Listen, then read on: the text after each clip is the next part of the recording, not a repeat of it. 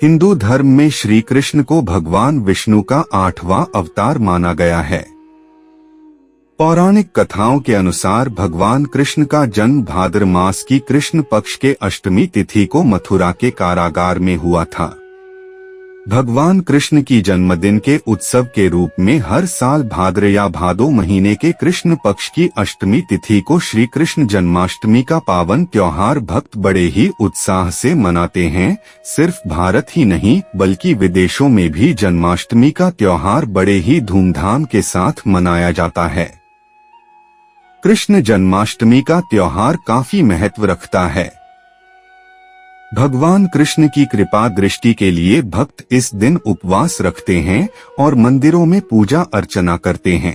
भगवान कृष्ण का जन्म आधी रात को हुआ था, इसलिए कृष्ण जन्माष्टमी के समय मध्य रात्रि में मंदिरों में विशेष पूजा का आयोजन किया जाता है और रात्रि जागरण भी किया जाता है। स्कंद पुराण के अनुसार मथुरा में उग्रसेन नाम का एक प्रतापी राजा था।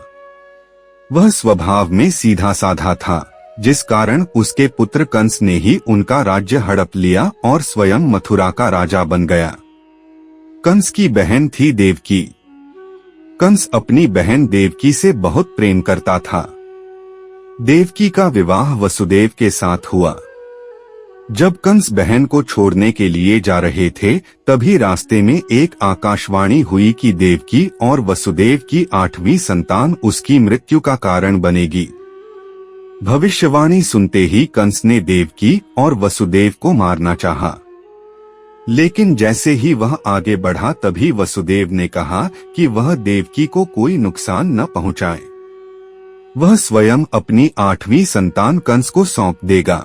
इसके बाद कंस ने वसुदेव और देवकी की हत्या तो नहीं की, लेकिन दोनों को कारागार में डाल दिया। कारागार में ही देवकी ने 7 संतानों को जन्म दिया। कंस ने एक एक कर सभी को मार दिया। जब देवकी 8वीं बार गर्भवती हुई तो कंस का भय और बढ़ गया।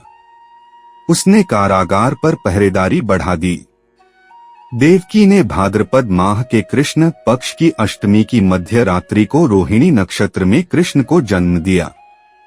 भगवान विष्णु ने वसुदेव को दर्शन दिए और कहा कि वे स्वयं उनके पुत्र के रूप में जन्मे हैं।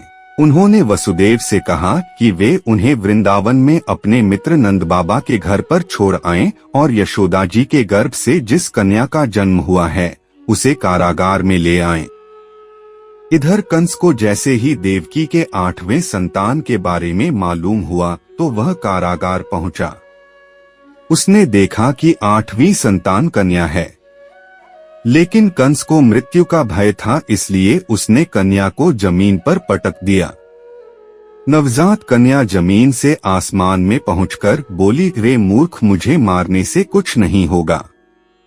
तेरा काल तो पहले से ही वृंदावन पहुंच चुका है और वह जल्दी ही तेरा अंत करेगा। यही है कृष्ण जन्म की कथा।